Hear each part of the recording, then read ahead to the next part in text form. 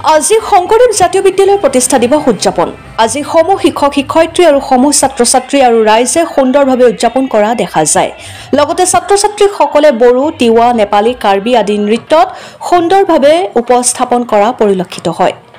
শংকৰদেৱ জাতীয় বিদ্যালয়ৰ এগৰাকী শিক্ষক উজ্জ্বল বড়ো তেখেতক এই অনুষ্ঠানটিত যিসকল ল'ৰা ছোৱালীয়ে নৃত্য প্ৰদৰ্শন কৰিছে তেখেতে সকলো ছাত্ৰ ছাত্ৰীক সুন্দৰভাৱে শিকাইছে। তেখেতে কলা সংস্কৃতিত পাকৈত ব্যক্তি। এই অনুষ্ঠানত উপস্থিত থাকে অতুল চন্দ্ৰ বৰা শিক্ষক, বাহনী আদৰ্শ প্ৰধান শিক্ষক আৰু নাৰায়ণ সাহু কাৰ্যকৰী সভাপতি। শংকৰদেৱ জাতীয় বিদ্যালয়ৰ স্বত্বাধিকাৰী বিশ্বজিৎ দাসৰ সহযোগত সুন্দৰ শান্তি শৃংখলাভাৱে অনুষ্ঠানটি চলায়। Bureau report, news 24 Assam. ছাত্ৰ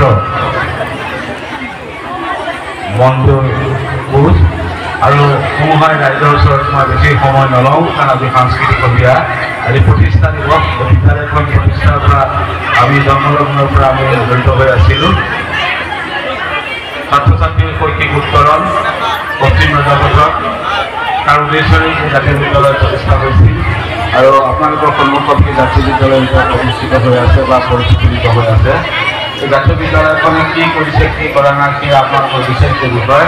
জাতীয় উন্নয়নৰ কাৰণে, ছাত্ৰ ছাত্ৰী উন্নয়নৰ কাৰণে আমি শিক্ষক হিচাপে যিমানখিনি কৰিব পাৰোঁ সেইখিনি আমাৰ জাতীয় জীৱনত আমি নিশ্চয় কৰি যাবলৈ চেষ্টা কৰিম।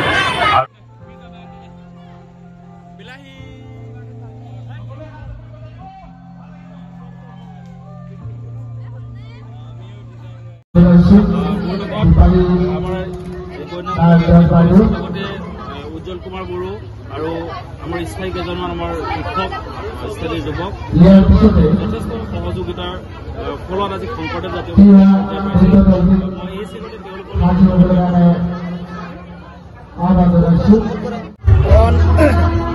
আজি আমাৰ এই অঞ্চলত যিহেতু বিভিন্ন জাতি জনগোষ্ঠীয়ে বাস কৰি আছোঁ, আমি যিকোনো অনুষ্ঠান প্ৰতিষ্ঠানত আমি